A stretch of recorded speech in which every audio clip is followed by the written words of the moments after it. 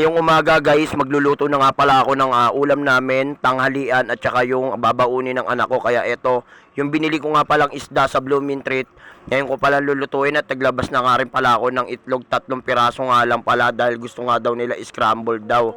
Kaya meron din naman pala kaming natirang ulam pa kagabi, yung niluto kong baboy, yung sinabawan namin na sinigang namin.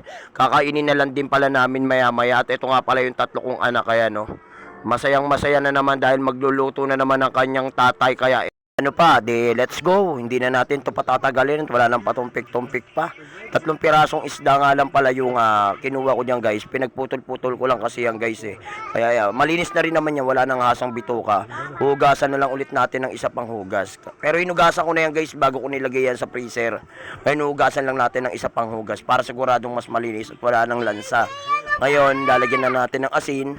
Pagka nalagyan na natin ng asin, yung palangkalan natin, pinabuksan nga pala natin kay nanay. Ayan, binombahan na nga ni nanay. Okay, so dahil ito, habang binobomba ni nanay, nakapagsalang na rin pala ako ng sinaing. At ito nga pala yung mga anak ko, chill na chill lang. At yung nanay niya, gumagawa ng project ng aking anak. Dahil mamaya, i-check ng kanyang teacher yung kanyang project.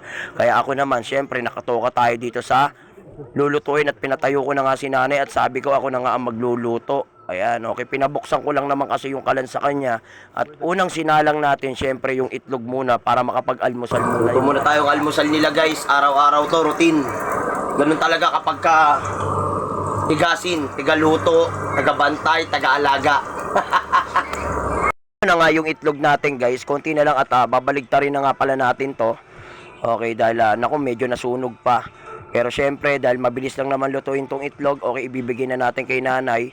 At lalagyan na nga rin pala natin ng mantika yung ating kawali at sinalang ko na nga rin pala yung ating isda. So inuna ko muna nga pala yung ulo muna. Then pagkatapos ng ulo, sunod natin yung buntot. Okay, syempre alangan namang ulo pa rin. Syempre buntot na. Yung nakita na nga nating medyo golden brown na, agad na natin binaligtad at ito nga pala yung resulta ng pagkakalabas ng luto natin. Tapos na rin pala maligo yung bunso namin. Ayan, tuwan-tuwa na naman, presko na naman siya, pinaliguan siya ng nanay niya. At ito nga rin palang ate Mary Chris namin, maliligo, siya naman daw ang maliligo. Ayan. At ito sinuotan ko na nga muna siya ng slippers niya at maliligo na nga raw pala siya. At ito nga palang bunso ko nakadikit, kumakaway pa sa akin, no. Lagi nakabantay sa akin yan guys pag nagluluto. At habang nagluluto nga pala ako, itong 2 anak ko yan, nanonood sila ng YouTube guys.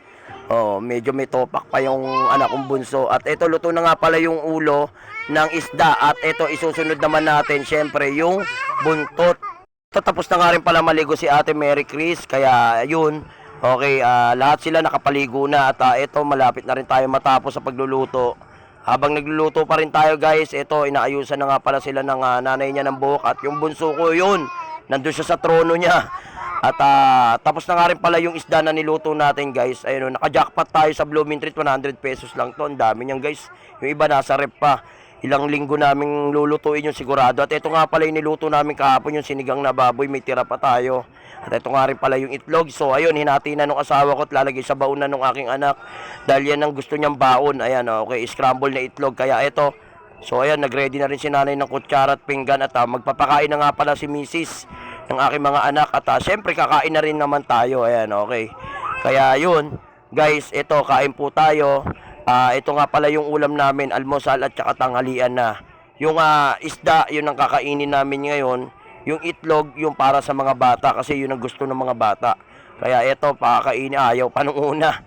Tumatanggi-tanggi pa, busy pa kasi doon sa cellphone niya. Kaya ito, si ate Ching Ching agad nang kumain. At si ate Joy Joy, at ito naman kay ate Joy Joy. Yan.